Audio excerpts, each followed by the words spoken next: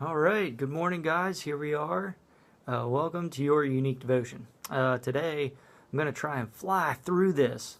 Last couple videos have been a little long, and I want to try and keep it short. Give you guys a time break. So let's just get started. John chapter 9, verses 24 through 34. This is part 2 of the Pharisees excommunicate the healed man. So I got my listening ears. Get yours on. Let's get started. So they again called the man who was blind and said to him, "Give God the glory. We know that this man is a sinner." He answered and said, "Whether he is a sinner or not, I do not know. One thing I know, that though I was blind, now I see." Then they said to him again, "What did he do to you? How did he open your eyes?" He answered them, "I told you already, and you do not listen.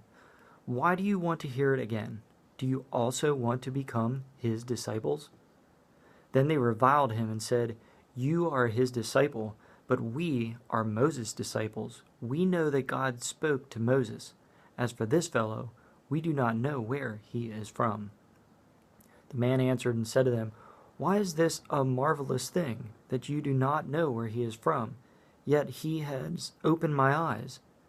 Now we know that God does not hear sinners, but if anyone is a worshiper of God and does his will, he hears him. Since the world began, it has been unheard of that anyone opened the eyes of one who was born blind. If this man were not from God, he could do nothing." They answered and said to him, "You were completely born in sins, and are you teaching us?" And they cast him out. Kind of harsh.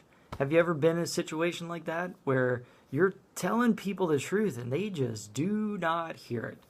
For some of you watching, you know that I have been through that situation in previous circumstances.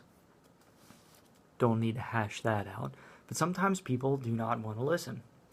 And so, here comes a sharing time. I'm going to throw it at you. How do you react when others disagree with you? Just like the Pharisees were disagreeing with this man, even though the man was just explaining the truth. So these are the words that come to my mind. It's part of the question, kind of an answer. Stand your ground with love, compassion, and the truth.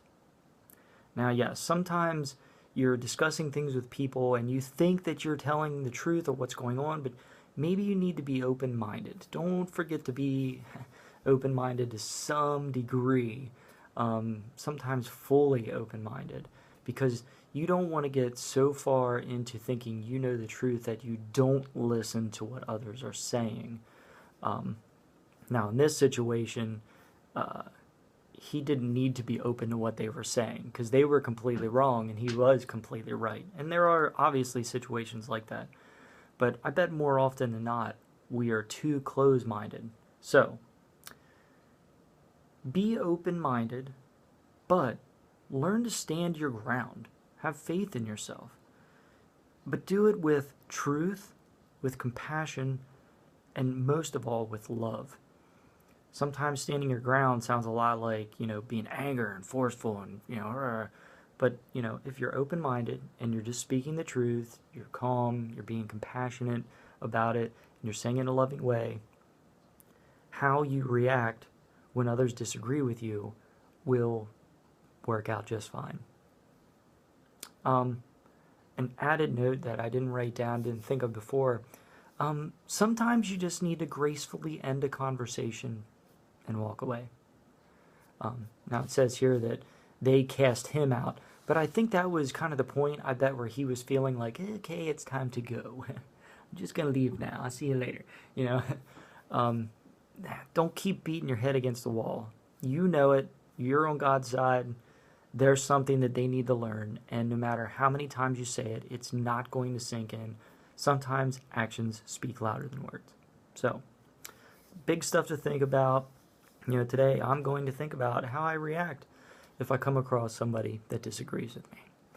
On that note, I hope God gives you all the blessings you deserve, and even more so, all the blessings you don't deserve. Have a wonderful day. I kind of kept it short. Tomorrow I'll try better, I promise.